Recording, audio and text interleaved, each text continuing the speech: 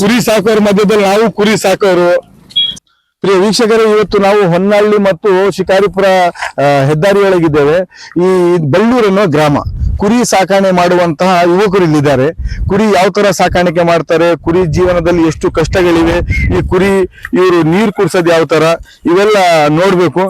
ನೋಡಿ, ಕುರಿ ನಮ್ಮ ಮಧ್ಯದಲ್ಲಿ ಹೋಗ್ತಾ ಇದೆ. ಟಗರ್ ಇದೆ. ಟಗರ್ ಹೊಡೆದ್ ಬಿಡುತ್ತೆ. ಟಗರ್ ಇದೆ. ಈ ಕುರಿ ಸಾಕಾಣಿಕೆ ಜೀವನ ಹೇಗಿದೆ, ನಾವು ಕುರಿ ಸಾಕ್ತಾ ಇದ್ದೀವಿ.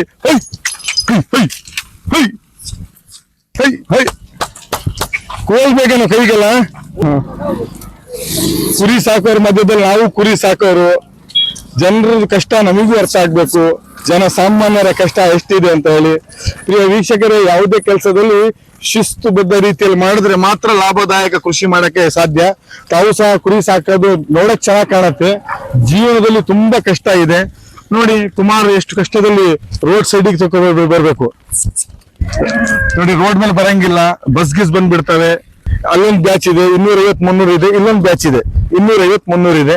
ಕುರಿ ಸಾಕಾಣಿಕೆ ಯಾವ ತರ ಮಾಡ್ತಾರೆ, ಕುರಿ ಜೀವನದಲ್ಲಿ ಏನೇನು ಕಷ್ಟಗಳಿವೆ, ಕಷ್ಟ ಸುಖದ ಜೀವನವೇ ಕುರಿ ಸಾಕಾಣಿಕೆ ಜೀವನ. ಪ್ರಿಯ ವೀಕ್ಷಕರೇ, ಎಲ್ಲರ ಜೀವನದಲ್ಲಿ ಸಂತೋಷ, ಸುಖ, ನೆಮ್ಮದಿನೂ ಇರುತ್ತೆ, ಕಷ್ಟ ಕಾರ್ಪಣ್ಯನೂ ಇರುತ್ತೆ. ತಾವು ನೋಡ್ತಾ ಇದ್ದೀರಿ, ಕುಮಾರ್ ಹಾಗೂ ಕಿರಣ್ ಅವರ ತಂಡ ಕುರಿ ಸಾಕೋರು. ಈ ಬಿಸಿಲೊಳಗೂ ಅವರ ಜೀವನನೇ ಕುರಿ ಸಾಕೋದು. ದೇವರು ಇವರ ಜೀವನದಲ್ಲಿ ಸುಖ, ಶಾಂತಿ, ನೆಮ್ಮದಿ ನೀಡಲಿ ಅಂತ ಆಶಿಸುತ್ತಾ ಈ ಕಾರ್ಯಕ್ರಮ ನಾನು ಇಲ್ಲಿಗೆ ಮುಗಿಸ್ತಾ ಇದ್ದೇನೆ. ಜೈ ಹಿಂದ್, ಜೈ ಕರ್ನಾಟಕ.